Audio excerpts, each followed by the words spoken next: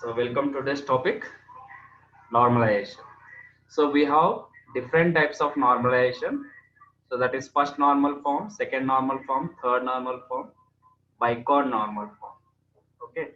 So here first normal I will be writing as 1 NF. So NF here it is normalization. Okay, normal form. So NF is standing for normal forms. Then second normal form, third normal form. Then coming to the fourth, we are saying that is an a BCNF, that is bicornormal form. Okay, so what is this actual the normalization is?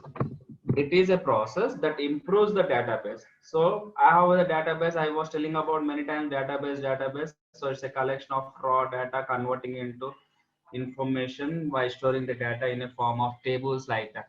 So I want to improve myself the database by generating the relationship and that are higher normal forms. That means I want to make more and more convenient relation under the data. So that kind of concept is known as normalization. So what is the main motive of this normalization? To create relationship is the motive, where every dependency, that means whichever that is been depend, is on the key only. That means if the key is there, then that is depend on the whole key and nothing but the key.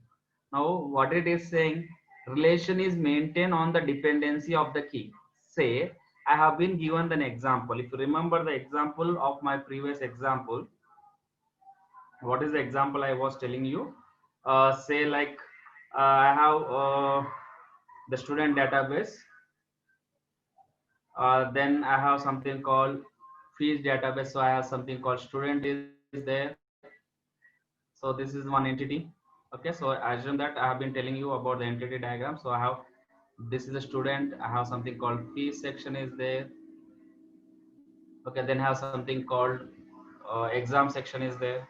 So like this we have different kinds of entities. So what this entity is trying to link each and every entity, how this is been linked to each other based upon the attributes. So here in the student we have some attributes. Attributes are nothing but properties I was telling you. So I have something called ID is there. I have a name. I have a contact number. Like this, I have various attributes. Similarly, we have the fees. So for this also it has properties. What properties it is having? Say I have receipt number. Receipt number. I have something called the receipt that has been given to the so and so student. So his ID, his name, on which date he has paid the amount, and how much due or something like, so due date or something like. So I have, so I'm not going over the in depth of the attribute, just I'm selecting few of the attributes.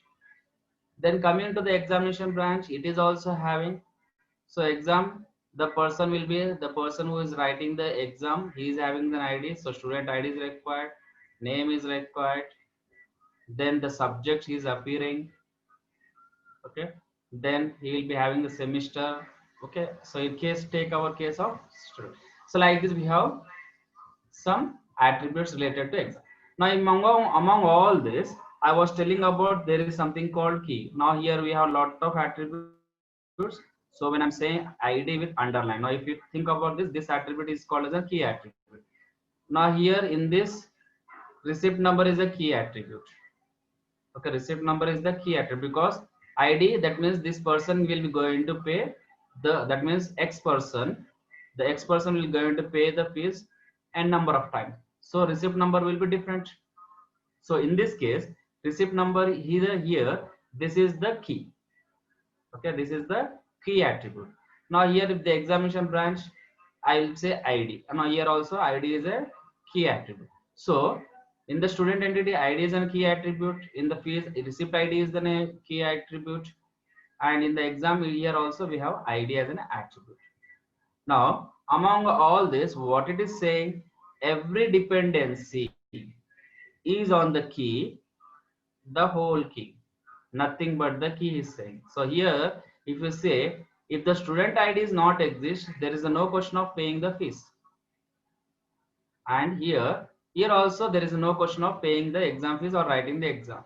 That means if the student is enrolled, then only he will pay the exam fees and also he pay the tuition fee. Is it right? So that means what is happening? This entity, which entity? Fees entity. What is the other entity? Exam entity. Now these two entities are depend on the student. So I'll be saying this is weak entity. See, this is weak entity. Why we call this is a weak entity? Because these two are depend on the student. So all these have the attribute, common attribute is what? ID. That means if I say whether the student X student has paid the fees and whether he is writing the exam or not. So how I'll be confirming? So this ID will go over here in the fees section and it will be inquire about the student name. That means I'll give the ID to this person and this ID will going to pick up that how many times the fees has been paid by the student, and the same ID will be confirm over here, pick up in the how many subjects is writing the exam or which semester. So like this, the ID is linked to this three. So that means this table, this is the entity, this is the master table. We call this entire thing as a master table. So this we call as a master table. Okay, so we call this as a master table, and these two are which we call as a weak entity. These are child tables or child entities.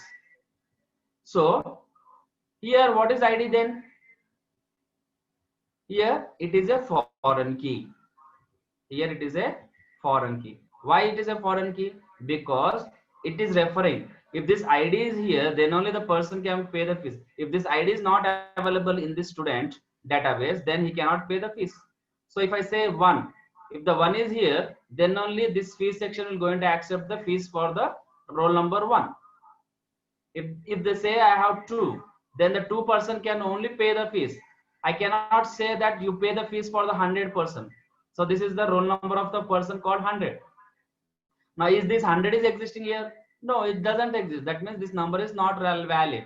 So like that it will go into verify. That means the entire normalization concept objective is that depend on the key, we are going to work with the other tables. So how we are going to identify those? That will be identified with the formalization. That means we are trying to segregate all the data, or whatever the data that has been kept together, we are going to segregate in each different kinds of normalization. So the main object is we are trying to identify the key, only the key. Based upon that we are going to work out. So how we'll be doing? We'll see the one by one the normalization. Okay. Yeah. Now what is the first one? So remember this, only this 2 lines, one line. So it is a very important one. Then based on that, we'll be seeing one by one in depth of it. So the sequence of the normalization. First, you have to go with the first normalization. Then only you have to go to the second. Then only you have to go to the third. Then you have to go for the fourth normal. So that is your Bicon normal form. So when you're saying about the fourth normal form, so don't say fourth normal form. It's in a Bicon normal form. So stage by stage. That means if you clear this, then only you have to move to this, then only you have to move, then only move. You cannot directly jump the normalization concept to the fourth or third or second. First you have to go to the one more. First one, second one, third and fourth. So how it will be? First one normal is always it's the weakest. We call this as a weakest. They come into the second one, it's a little bit stronger than the first one. Then coming to the third one, it is better than the second normal, and coming to the BCNF, it is a strongest compared to all the normalization. So any relation in the Bicon normal form is third normalization form. So you have to very remember that any relation that is there in the Bicon normal form is that is coming only from third normalization form.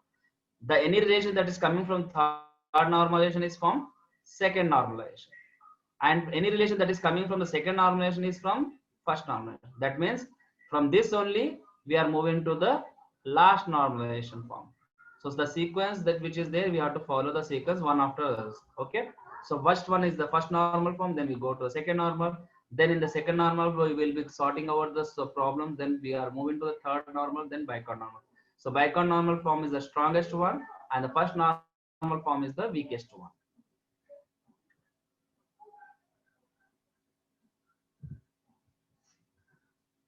Okay, so this is how it will be.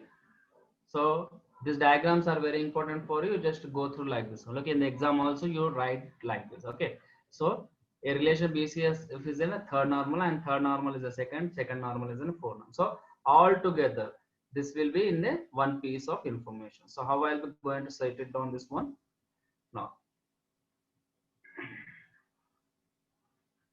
So first we come from the down, then we'll go from the upper one. Okay. So first we will be seeing the first normal, that is biconnormal form. What it is, it's a fully normalized form. That means when you reach to the BCNF, that means your database or your structure is fully normalized. That means everything is been organized. Just now I have been started your camera and I show you that okay, this environment. So the whatever the picture I have been shown in a camera, that umbrella has shown, I have shown you the books, and also that book should be kept on the table, umbrella should be hanged, so that is in the proper place. So it has been not scattered, it has been thrown somewhere, so it is fully normalized. So what is the benefit over here? In this we will be having updated data. Okay, so benefit of the higher normal form is that I am going to update each and everything that affects the data for the simplified. That means my data will be updated, which are being solely easily simplified. It means that whatever the application required to maintain the database is very simple. That means whatever the database I'm trying to, that means application. So here my application is GUI. So with the help of my GUI, that is graphical user interface, I'm trying to connect my database. Okay, I'll be going to connect my database. So this is my database. So if I'm maintaining the proper database with the GUI, so simple in such a way that whatever the operations I will be going to do with this GUI, that will be directly reflected to my database. So the application has been become so simpler to make my BCNF solve. So how it will be, the design has been low level normal than the other design, has more redundancy. Uncontrolled redundancy can be lead to integrity problem. Okay, so what is happening over in this? So I'm trying to reduce the redundancy. What do you mean by redundancy? Duplicates. Okay, duplicates are been arising everywhere. I am finding the duplicates.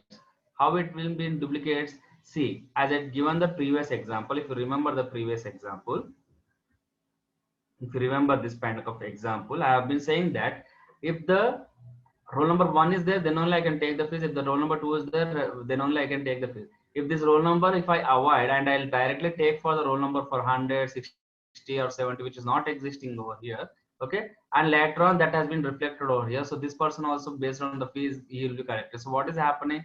That number exists or not, we don't know.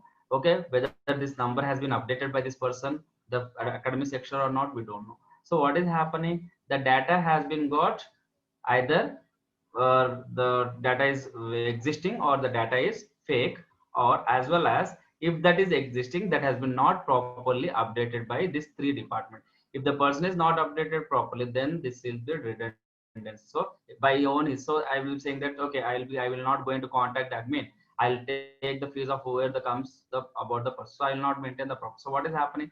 The records has been become duplicate. So here also the data is existing, here also the data existing, here also the data existing, but not proper update. So who has paid the fees, who has pending, we don't know any information, because of integrity concerns is missing, because there is no proper data has been updated at the levels, each level. So here the data is not updated, here the data is not updated, here the data is not updated properly, so your integrity concept has been got failure. So because of this we have the problem, redundancy problem. That means duplicates of content has been got erased. So what is the first thing? We have to sort out the functional dependency. So we have to find the functional dependency concept. So what is this functional dependency? We have to remember this one. So we have the attribute B has a functional dependency on other attribute. If A or two records which have same values of A, then the value of B in these two records must be the same. Okay, what do you mean by that? Here we have something called A is an attribute and B is an attribute. What I am saying? A is an attribute. Okay, B is also an attribute. Okay, I am telling that these are functional dependency. That means this is depend on this. How it is depend? In this I have some record. So A is having a record called MNO. Okay, and E is also having something called MNO. So which have the same value of A. So these values on the two records. So here also MNO is there. Here also MNO records. So then the values of B in these two records should be the same. So here also it is same. Here also it is. It should not be like here MNG is there. So it is not functional dependency, because this data is showing something, this data is showing something. So it's not a functional dependency.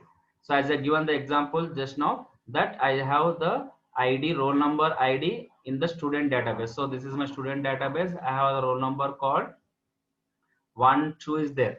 So name is X, same is Y. Now this is there in my master table. So this is my main table. So in this master table, I have 1, 2, 3. So in other table, whether say if I go for the fees one, if I go for the fees section, here I have something called receipt number. So R1, R2. So R1 and R2 are what? It's a receipt number.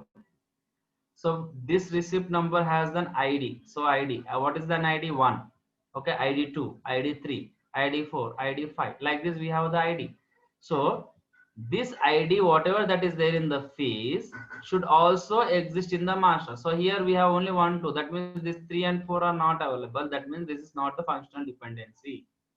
If the 3 and 4 are there in the master, then only this should be. That means what it is saying, wherever, whatever the master. So here I am telling about the, in order to understand the master table is one attribute. So this is one attribute. So they are all our attributes. So that what the definition says, A is an attribute. So this is an attribute which have the records that also have in the other also the same. So we should see that whatever the records. See, I can have 1 and 2 many times, because as I telling you that is a fees section, the people of this ID will be going to pay the fees many times. But 3 and 4 is not available. That means he has to be pick up the data from the master. If the master is having 3 and 4, there only that should be there. Otherwise, it's not function. So here I have given the example. Suppose we keep track of employees' email address, and when we only track one email of each employee, suppose such employee is identified by their unique employee number. That means I have many mail IDs.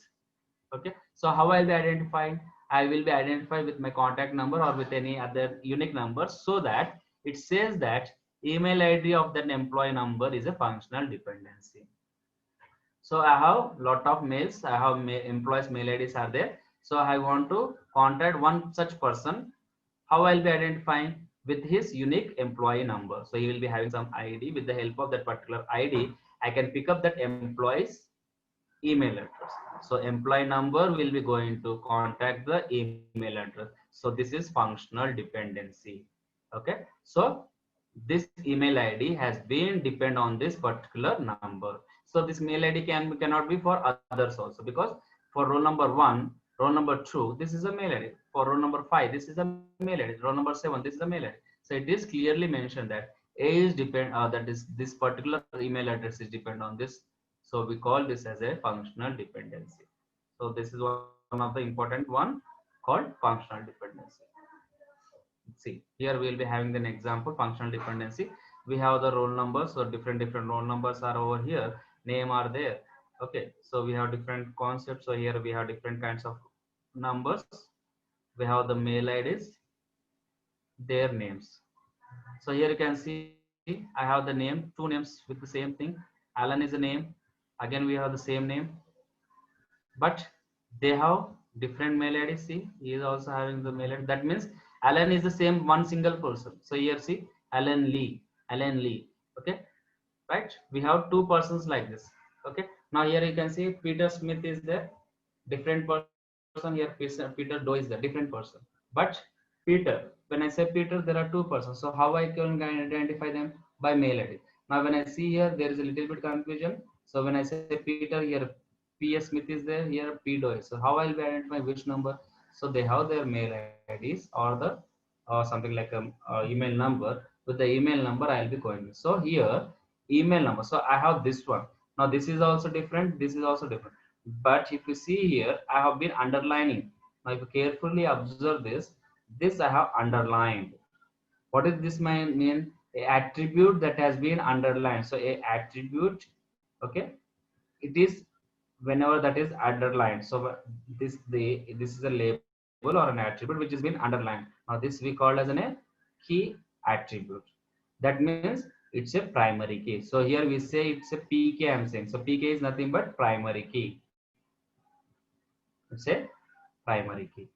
That means this number, that means the employee will be compulsory will be having the number. So the person who's working in the organization has been identified with the certain number. So that is a contact number or some SSC ID, something like that. So I'll be having some unique number which is mandatory. So the definition of primary key says that it's a compulsory. So I should have the compulsory, the key, then identification, which cannot be given to some other person.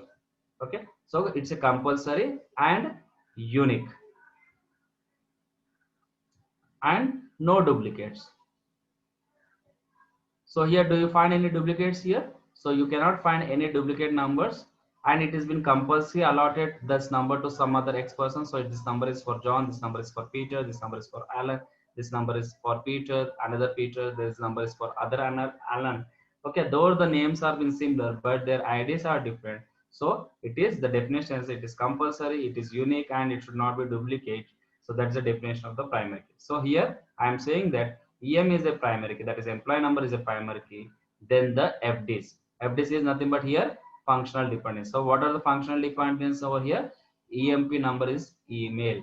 EMP number is EF name. EMP number is E last name. That means for all this, this is a primary key, and these are all are functional dependency. Okay, FDs. Okay, we call this as a FD. So these are all our primary keys. Each are them. That means these all other attributes. These all other attributes. So here we have three attributes. So this is an attribute. This is another attribute. This is another attribute. These all attributes are depend on this. That's why we call this as a functional dependency.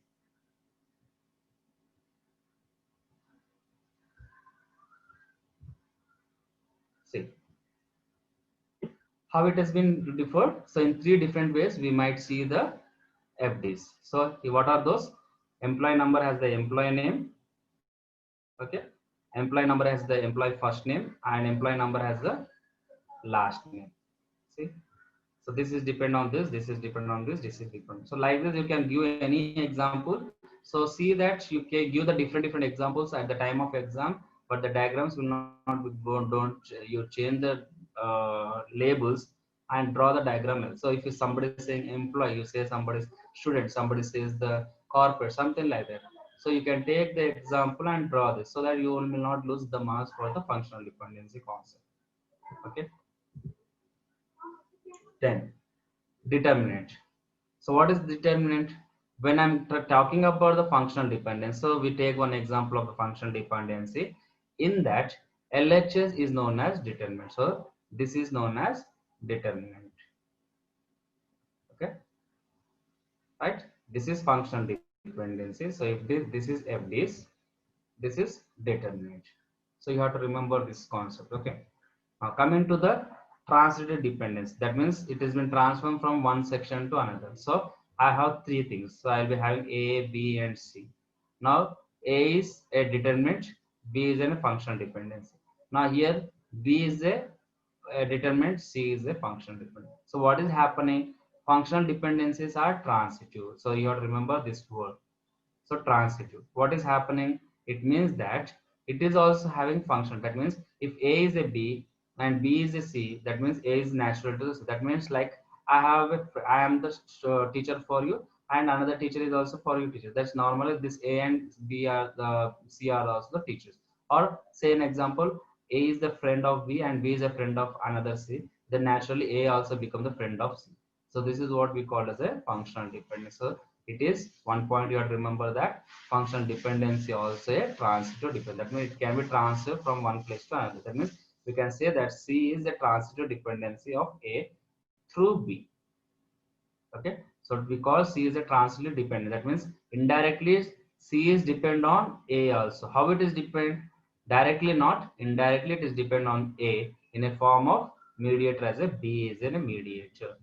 So with the help of a B as a mediator, I'll be converting to the last.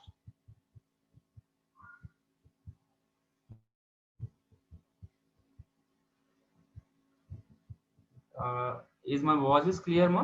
Because I think there is a power cut in my over. Yes, sir, clear.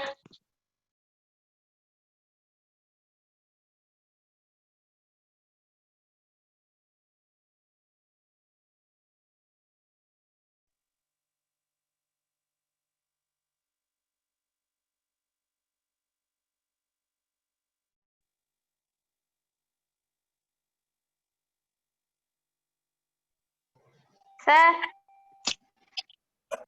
నాన్న current పోయిందన్నా sir voice పోయింది కదా voice has been gone ఇంత ముందు పోయింది sir like my others power has been gone and I think there's been gone, so I think I am not more than 2 or 3 minutes I take the class because total power has gone. Sir, we'll continue tomorrow then. Yeah, okay, just 2 minutes with you. I'll be finishing, okay, because we are in the middle of the topic, no? I'll try to finish up, okay? Screen also not visible, sir. Screen not visible, huh? Yes, sir.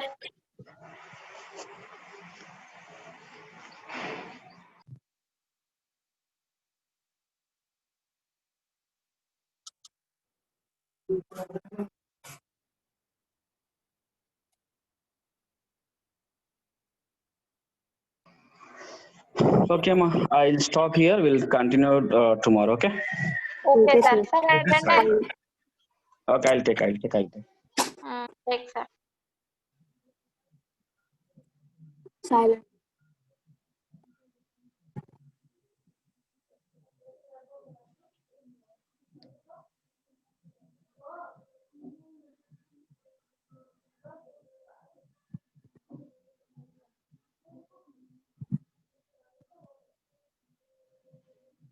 Yeah, I took the attendance. Okay, thank you. Okay, Thank you, sir. Thank you, sir. Fine. Thank you, sir.